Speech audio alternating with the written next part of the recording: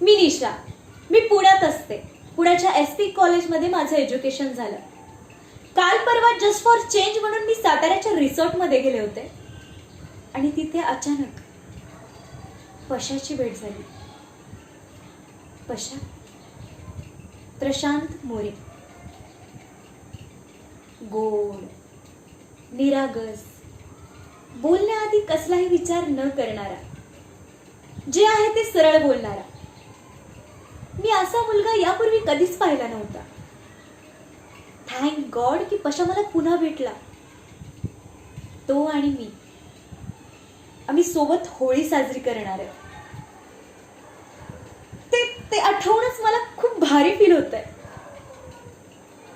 Let's see, बघूया पुढे काय होतंय अजून. पशा, मी तुला नक्की येणार भेटायला.